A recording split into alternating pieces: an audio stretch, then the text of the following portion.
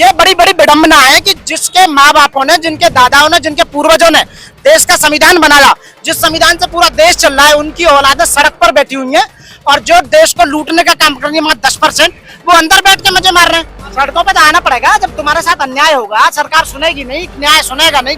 अभी तो सड़कों पे आ रहे हैं, अभी तो कानून को हाथ में लेंगे, जब क्या होगा बताइए ना। ये लोग जितने बैठे हैं, जब इनका पूरा सबर टूट जाएगा तो क्या होगा?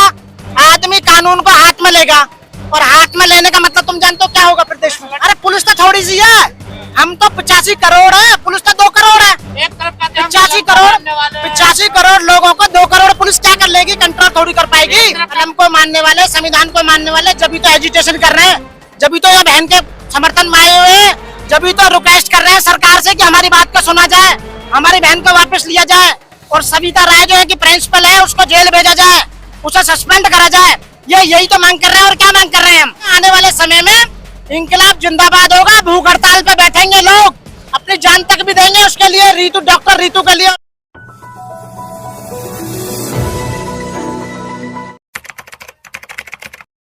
उनके ऊपर आधे से दर्जन से ज्यादा मुकदमे दर्ज है। उन मुकदमों में दिल्ली पुलिस को उस लेडी को अरेस्ट करना होगा और अरेस्ट करके जेल में भेजना होगा। ज्यादा समय तक मैनेज नहीं कर पाएंगे। SC/ST एक्ट में सीधा सीधा क्लियर कट प्रोविजन है कि यदि FIR दर्ज होती है तो उस FIR में सबसे पहले अरेस्ट करा जाएगा, उसमें कोई भी एंटीसिपेटरी बेल लाई नहीं होगी बिल्कुल भी, और जेल में भेजा जाएगा। बाद में इन्वेस्टिगेशन के दौरान में पता चलेगा। तो डॉक्टर सविता राय के ऊपर आधे से ज्यादा जो मुकदमे दर्ज है वो कहीं ना कहीं दिल्ली पुलिस से साठगांठ कर रखी है, बीजेपी के नेताओं से साठगांठ कर रखी है, इसलिए उसे जेल नहीं भेजा जा रहा है। कब तक जेल नहीं भेजा जाएगा, उसे ज्यादा समय तक बचाया नहीं जाएगा। डिफरेंट लोग यहाँ समाज के लोग आए हुए हैं, तब तक अभी तो सीधा सीधा यहाँ पर समर्थन देने आए। आने वाले समय में इंकलाब जिंदाबाद होगा, भूख हड़ताल पे बैठेंगे लोग, अपनी जान तक भी देंगे उसके लिए, डॉक्टर रीतू के लिए, और लेना होगा ना डेफिनेटली।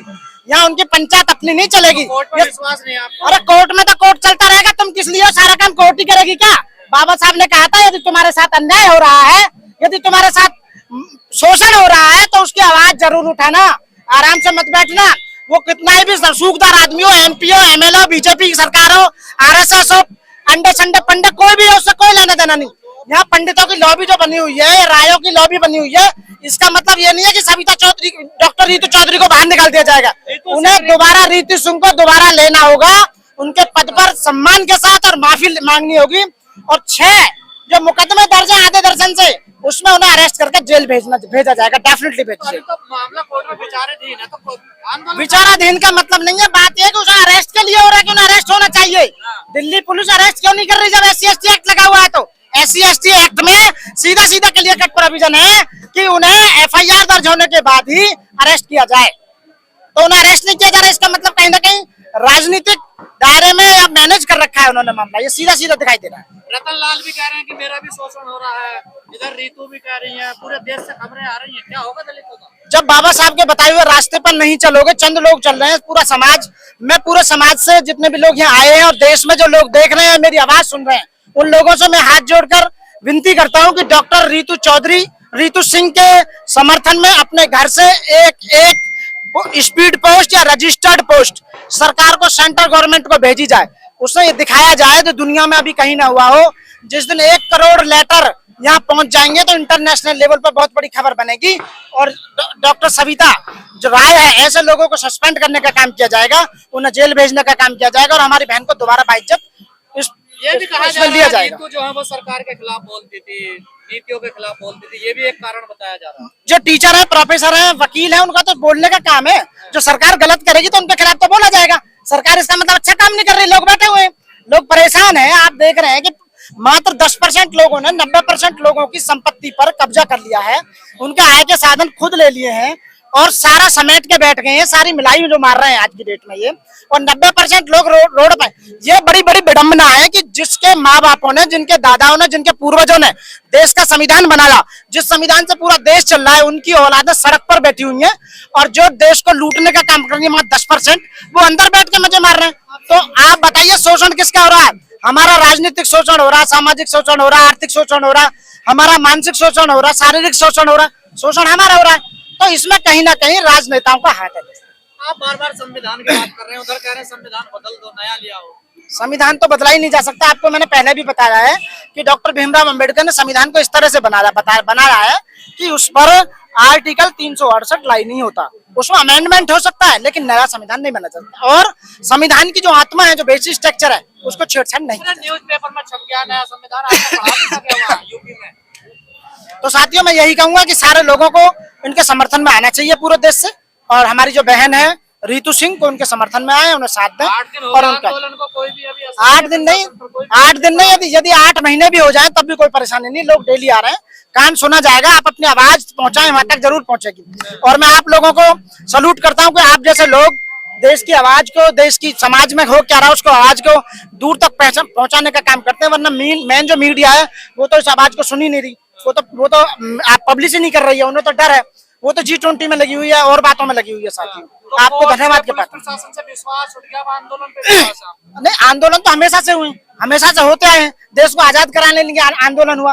तो क्या जो हमारे दलित भाइयों की नौकरी छीनी जा रही है, क्या उसके लिए हम सब मिलकर, या जो बहुजन समाज के लोग उनकी नौकरी छीनी जा रही है उनके लिए क्या हम आंदोलन नहीं कर सकते? बिल्कुल कर सकते हैं। अपने बच्चों के लिए कर सकते हैं, अपने आने वाली पीढ़ियों के लिए कर सकते हैं। और यदि तुम बैठे रहे यूं ही, बीत गया जो समय वो लौट के ना आएगा।